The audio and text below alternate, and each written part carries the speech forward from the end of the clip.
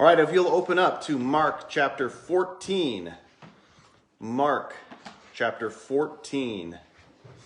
We're going to be looking at verses 27 through 52. Mark chapter 14, verses 27 through 52. And a message I've entitled, Bitter Disappointment. How many of you read the passage in preparation for today? A couple? Okay, good. So this is pretty disappointing that we're going to be reading about today. So there's a story from former heavyweight boxer James Quick Tillis. He's a cowboy from Oklahoma who fought out of Chicago in the early 1980s.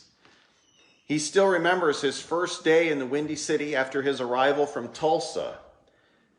He says, I got off the bus with 2 cardboard suitcases under my arms in downtown Chicago and stopped in front of the Sears Tower. I put my suitcases down and I looked up at the tower and I said to myself, I'm going to conquer Chicago. And when I looked down, my suitcases were gone. You ever had a day where nothing seemed to go right for you?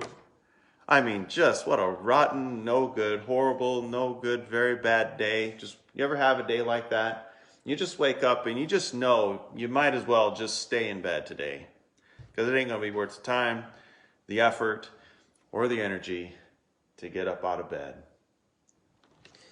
And no matter how hard you try, nothing seems to go right. I seem to have those days most frequently when I'm doing my closing nights at work. No matter how hard I try, I feel like I'm going 1 step forward and 2 steps back. Eli, I'm glad to see you here this morning. We had a very busy night last night because our dairy case died. Why? You ever just wonder yourself, why does this stuff have to happen? I've closed 3 nights in a row. I got to last night, I'm thinking to myself, oh good, I got Eli with me. Okay, everything's going to be fine tonight. Let's just get through, guys. We'll get out of here quick. No, the dairy case dies. We ended up pulling everything out of that cooler. People were asking if we were even selling milk anymore because we had to pull it all out of the cooler. Just one of those nights. There was another guy that had a night like that. And I bet he'd have traded with me because it was so bad for him. Sometimes we get all down on ourselves because, boy, I had a bad night last night. We had to pull that dairy cooler. Boy, that really is terrible. That really was awful. That's no fun. There was a guy who had a much worse night than that. And if I probably would have just stepped back, I probably would have had a better night if I'd have reminded myself, Jesus had a really bad night once. And this isn't even his worst night. He had an even worse night than this.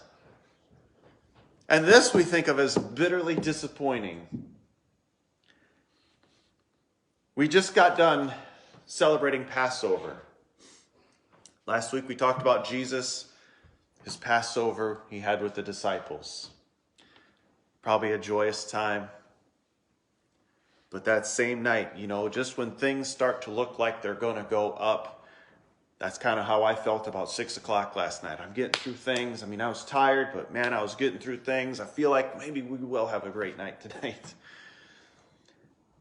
Doesn't end that way, does it?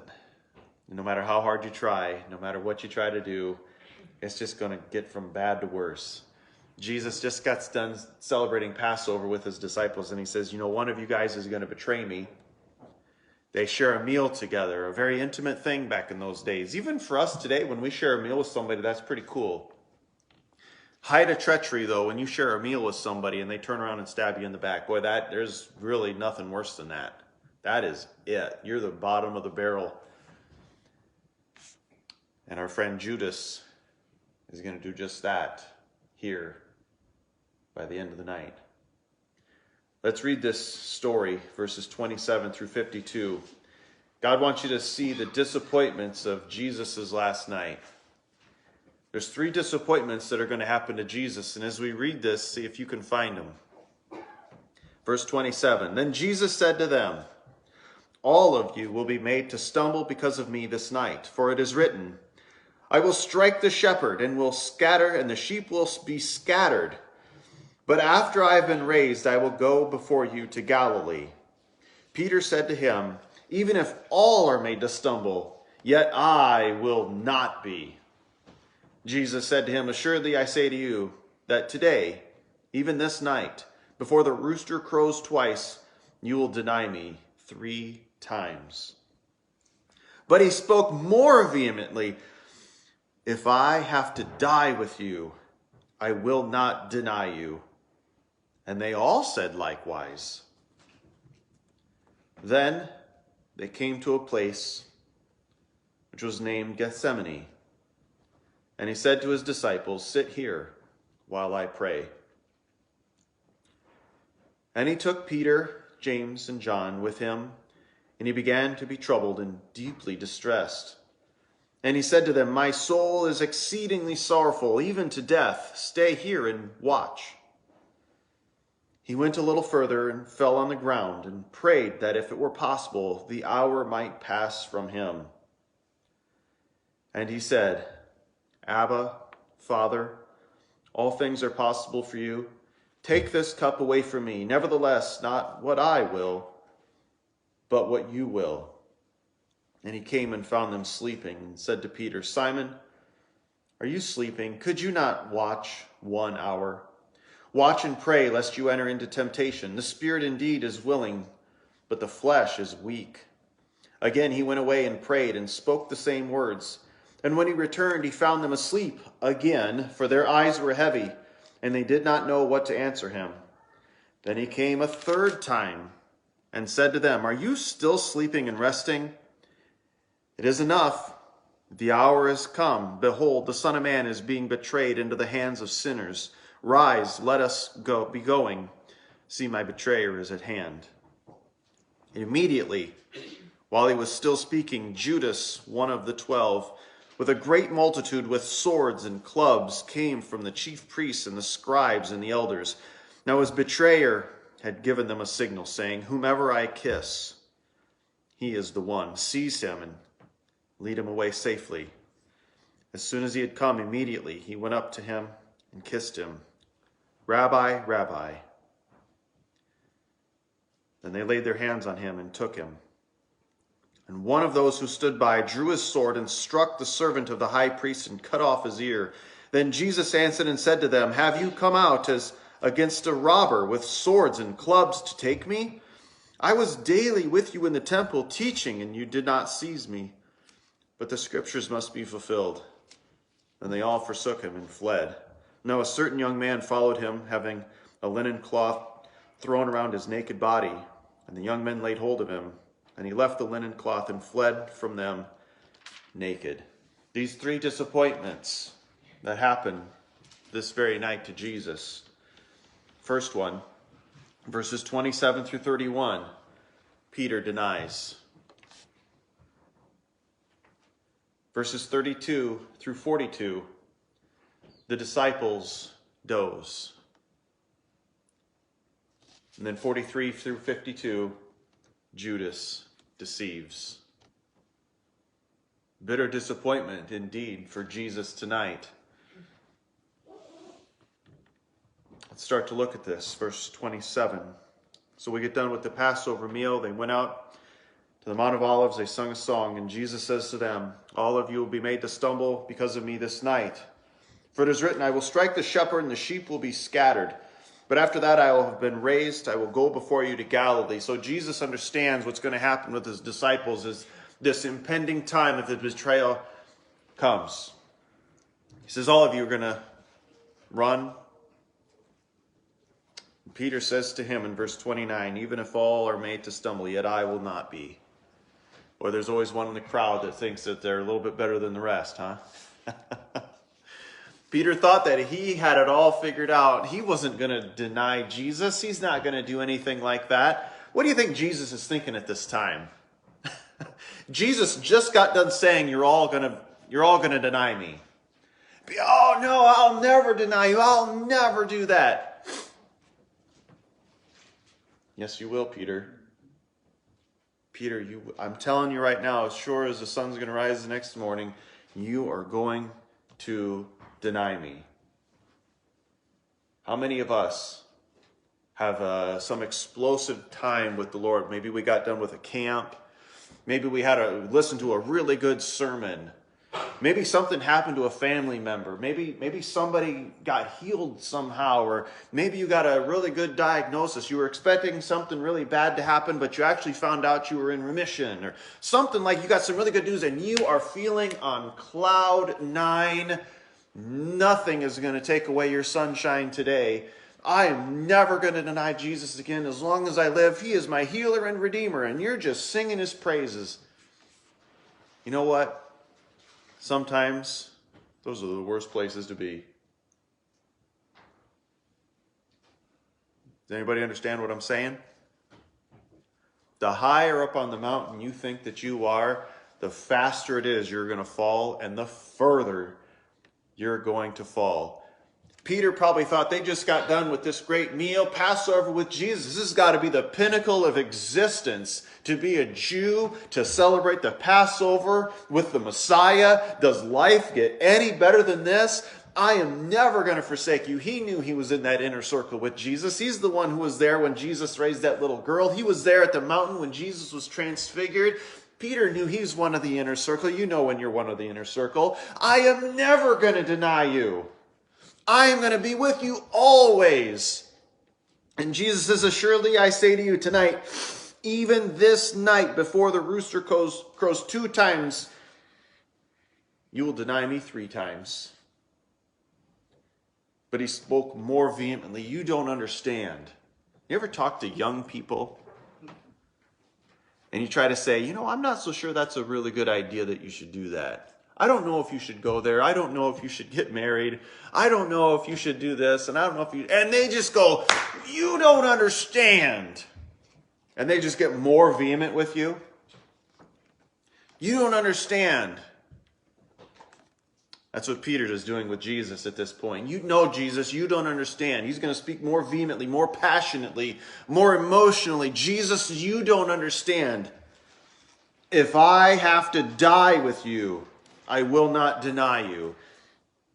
And notice, even though Peter is the one that speaks up and is the most boisterous, we'll say, he's the one that walked on the water, remember? Even though he sometimes is the spokesman for the group, how many of them are in agreement with Peter that they will never leave his side? And they all said likewise. We all have this tendency to think that we'll never let Jesus down. We have this tendency to think that we're always going to be superhuman, that life's always going to be good, and life provides no disappointments. You guys, even our Lord Jesus suffered some bitter disappointment on this night. He knows that even his most ardent supporter, namely Peter, is going to deny him when he needed him the most.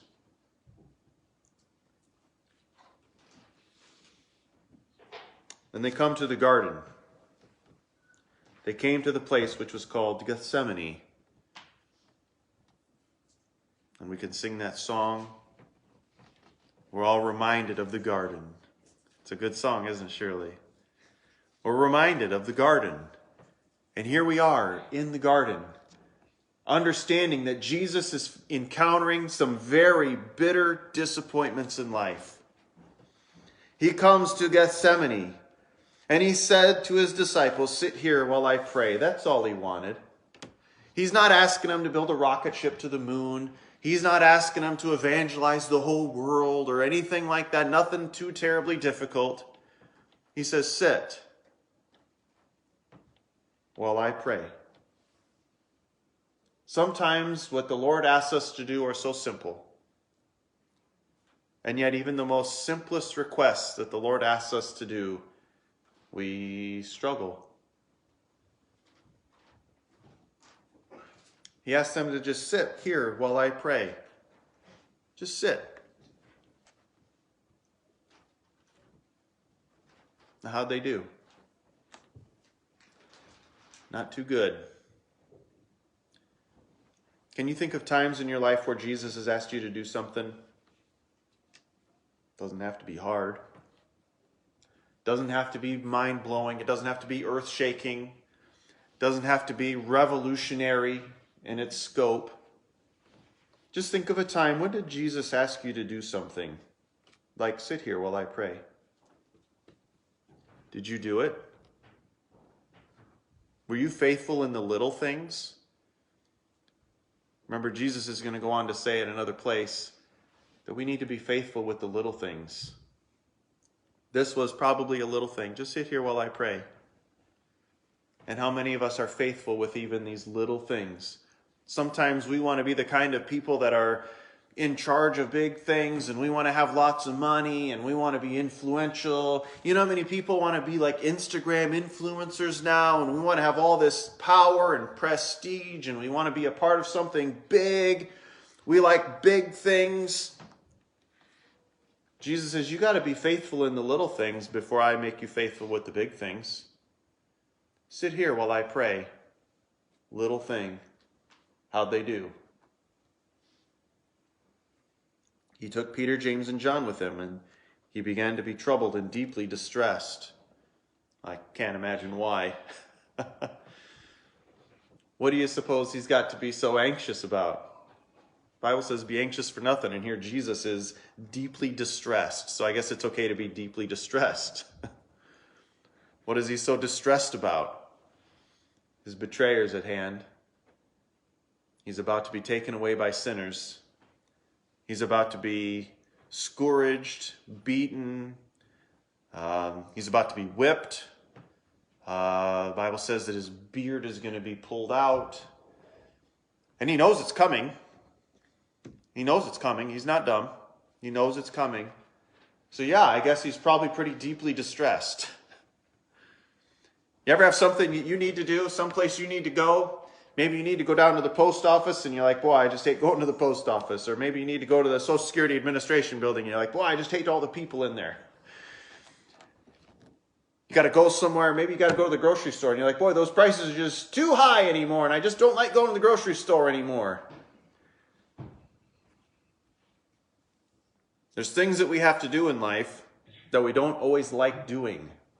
Places we don't always like going. Phone calls we don't always like dialing. Jesus had a place to go too. And if he would have acted like so many of us act sometimes, it's hard telling where we'd be right now. But even in the midst of his distress, he didn't allow that distress to influence or dictate what he needed to do. And he said to them, my soul is exceedingly sorrowful, even to death. Stay here and watch. Twice. Sit here while I pray. Stay here and watch. Their Savior is under such intense pressure. The book of Luke tells us that he's going to sweat drops of blood. Have you ever sweat drops of blood from something before? I haven't. I've been through some pretty stressful situations in life. I've never sweat drops of blood. I can imagine what he's going through. And he says to his disciples, this is twice now, just sit here with me. Sit here while I pray. Stay here and watch. Sometimes you just need a friend. Sometimes you just need somebody to go through life with you. You ever go through something alone? You have a big decision you have to make and you're all alone? Someplace you have to go that you don't want to go and you're all alone? Decisions, phone calls, places to go, people to see, and you got to go all alone? Jesus didn't want to be all alone. He brought Peter, James, and John, his inner three. These are his buds. Sit here and stay with me. He went a little further and fell to the ground and prayed as if it were possible that the hour might pass from him. And he said, Abba, Father, all things are possible for you. And we're so familiar with this verse, aren't we? Take this cup away from me. Nevertheless, not what I will, but what you will. Have you ever prayed that before? I know I've prayed that before. Lord, I don't want to do this. I don't want no part of this. I don't want to go there, and I don't want to do this. But nevertheless, not as I will, but you will. And I put my shoes on. You know what I'm saying? He came and he found them sleeping. And he said to Peter, Simon, are you sleeping? Could you not watch 1 hour? How many of you are night owls? No night owls? Nobody? Not even you, Maggie? Not a night owl? Nothing? No? Wow. Okay. I am not a night owl either, so good. I didn't want to. I'm the kind of person I like to go to. If I could, I'd go to bed at like 7. Who laughed at that? Just because I'm getting old doesn't mean that you can laugh at me. I'd go to bed at like 7 if I could. I have a tough time staying up till like 10. 11 if you're lucky. I don't remember the last time I saw the ball drop for New Year's Day. I can't stay up that late. It's tough for me. I'm getting old. It's really, really hard. I don't know how some of the rest of you guys do it. Why do I bring that up? Because the hour is very, very late. Before we make fun of Peter for sleeping, ask yourself, what's the latest you've stayed up lately? 10, 11 o'clock and you're out? Can you imagine being up till 2, 3, 4 o'clock in the morning? How easy would it be for you to fall asleep on a bed of gravel? I could probably fall asleep on gravel at like 3 o'clock in the morning. Before we make too much fun of Peter, I'm not so sure Peter was a night owl either. He was sleeping. Simon, are you sleeping? Could you not watch 1 hour? The disappointment in the voice of Jesus. Can you hear it? Simon, I need you. What are you doing? I need your help. This is going to be some of the hardest hours of my life over the next little bit here. And you're sleeping. Man, you're killing me here. Well, maybe that's not, because that's what's going to end up happening. But Peter, work with me a little bit here. Watch and pray. Again, he's asking him to watch. That's 3 times now. Watch and pray, lest you enter into temptation. The spirit indeed is willing, but the flesh is weak. Is Jesus giving Peter a little warning here? Have you connected these dots? He just got done telling Peter not too long ago, before they got into the garden, that Peter, you're going to deny me. And Peter says, oh no, that'll never happen. I'll die with you before that happens. They get to the garden. Peter falls asleep, can't handle it. And Jesus says to him, watch and pray. Watch and pray. Because remember, Peter, I just got done warning you that you're going to deny me. Watch and pray. Watch and pray, Peter. The spirit indeed is willing, but the flesh is weak. How easy is it for you to fall into some kind of temptation? Well, in the flesh, pretty easy. How important is it for us to be walking in the Spirit? If you're not walking in the Spirit, if this isn't something that's a priority for you to be walking in the Spirit, you are going to fall and fall repeatedly. And Peter is being given this warning by Jesus in the garden about what's going to happen. Did you notice the love that Jesus has even for Peter, even at this late hour? He loves him so much, he's trying to help him and guide him and teach him on something like this, even right up until the very bitter end. Again, he went away and prayed and spoke the same words, and he returned and found them asleep again, for their eyes were heavy, and they did not know what to answer him. Because they're going to have this conversation over and over again. Are you guys still sleeping? And they're going to say, yeah.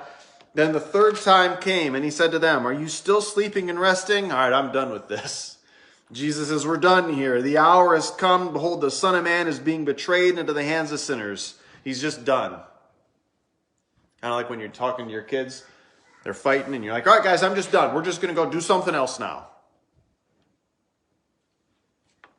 Rise, let us be going. See, my betrayer is at hand. So we've seen how Peter denies Jesus and it disappoints him.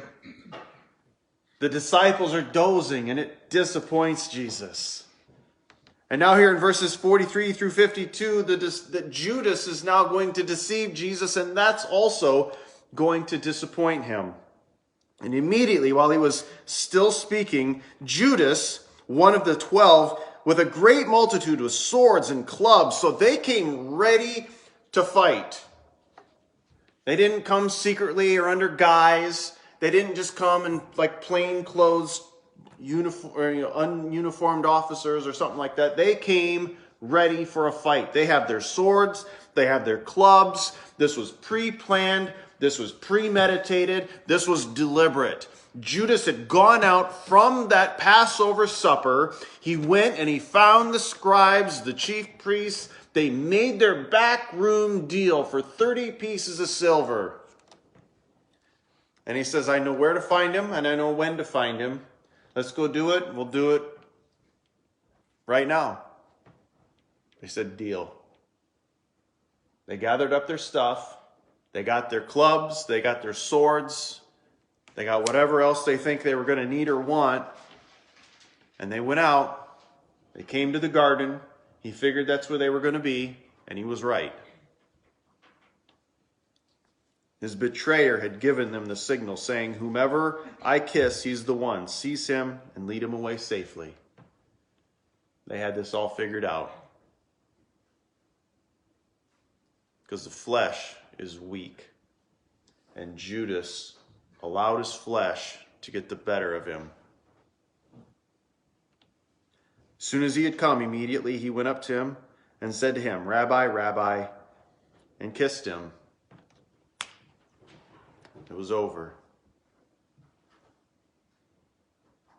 Judas had deceived Jesus, the Son of God.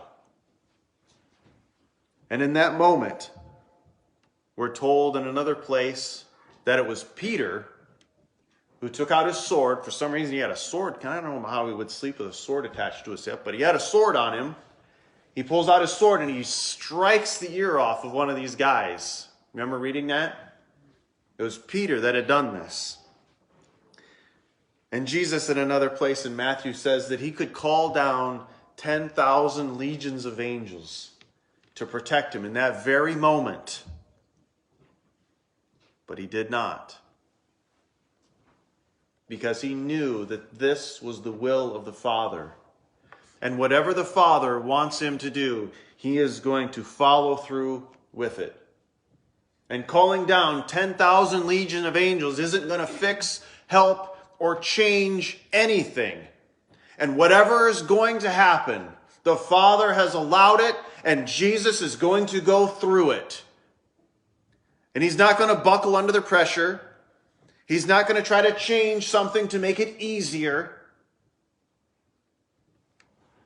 like so many of us like to do. We want the easy way out. We want the burden to be on somebody else. We want to shift the responsibility. We just want to have an easy peasy kind of life. We don't like the disappointments. We don't like the heartaches. We don't like the tough times. We like it when it's nice and easy, just the way we want it, just the way we had been dreaming about it. And Jesus says, have you come against a robber with swords and clubs to take me? In other words, who do you think that I am? I was daily with you in the temple teaching, and you did not seize me. He says, you know that I'm not a robber. I've been teaching you guys. I've been faithful to you guys. I have done everything I possibly could have for you guys. I've been healing you. I've been treating you. I've been taking care of you. I've loved you. I've had compassion on you. I've fed you. What more could I possibly have done for you guys? Yet, here we are. Have you ever tried and tried and tried to do something for somebody and they just don't listen? They just keep on going. Jesus says, I tried and tried and tried with you guys. I was daily with you in the temple teaching you, working with you, helping you, healing your sick. And you could have taken me at any point you wanted to. If I was such a big threat to you, you could have taken me at any point you wanted to, but you wait till now. The scriptures must be fulfilled. What a night of disappointment in the life of Jesus, right before, leading up into the point where Judas Iscariot, the traitor, the Bible calls him a traitor. Judas Iscariot, the traitor, betrays the Son of God into the hands of sinners. And curiously enough, we have this verses 51 and 52. You ever wonder why the Bible adds these little addendums like this sometimes? These just little curious little like who is this and why are we adding this on to here? Most people believe that this naked guy, this is so strange, is probably Mark, the author. Who the rationale for this is who would have added such a unique and fuzzy, almost embarrassing detail unless it was the author himself. A certain young man followed him, having linen cloth thrown around his naked body, and young men laid hold of him, and he left the cloth and fled from them naked. Everybody, even the naked boy, he was naked. Every one of them fled, even the naked one. Every single person, when Jesus was betrayed into the hands of sinners, every single person got out of town.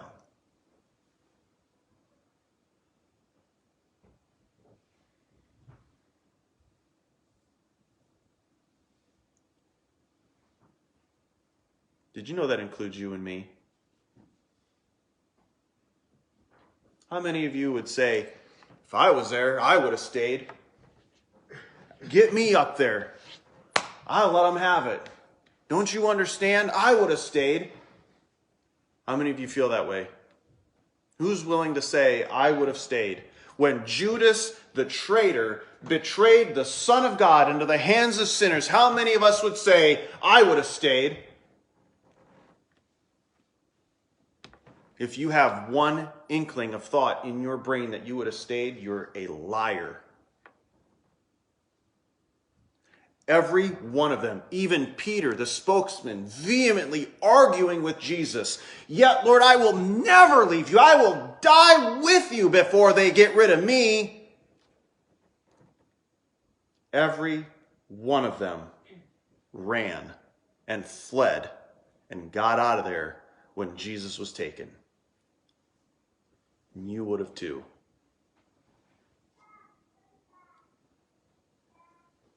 Think about it. You would have too. And so would have I. It's our sin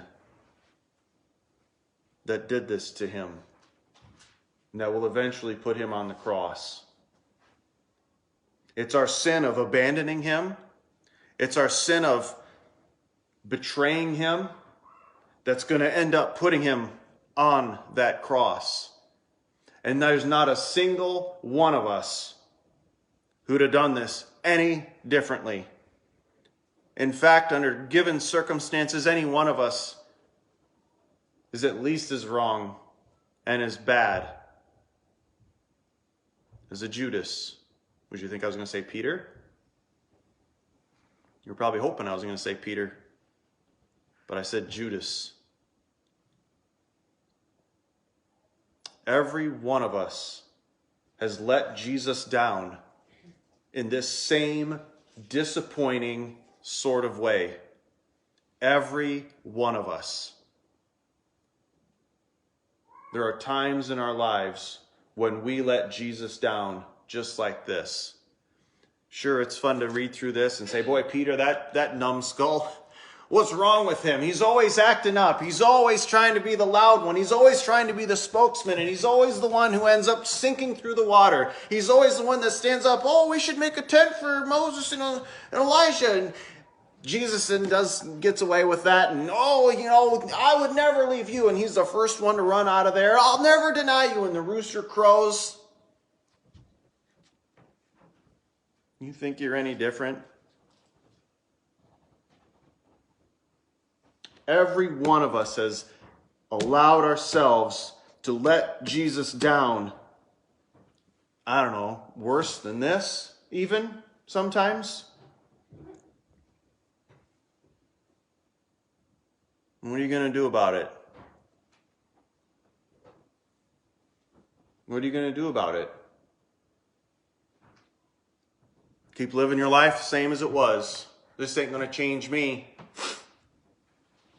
Confronted with the truth that we let Jesus down like this and we bitterly disappoint him, worse than probably Jesus's or Peter's denial, maybe even worse than the disciples dozing, and maybe even worse than the deception of Judas himself. We have let Jesus down, sometimes even worse than these ways. What are you going to do about it?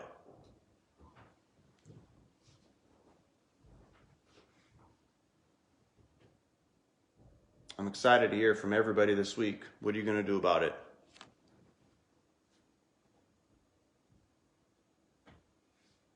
Because the Spirit is willing. The Spirit is willing that we don't do this to Jesus. The Spirit is willing that we live for him. The Spirit is willing that we would walk in the Spirit. The Spirit is willing that you would have life. The Spirit is willing that you would stand up and proclaim the name of Jesus even to kings. What's the problem? The flesh is weak. Are you going to walk in the flesh? Or are you going to walk in the Spirit? Way too often we're walking in the flesh, and we think that's somehow good enough, and we won't disappoint Jesus.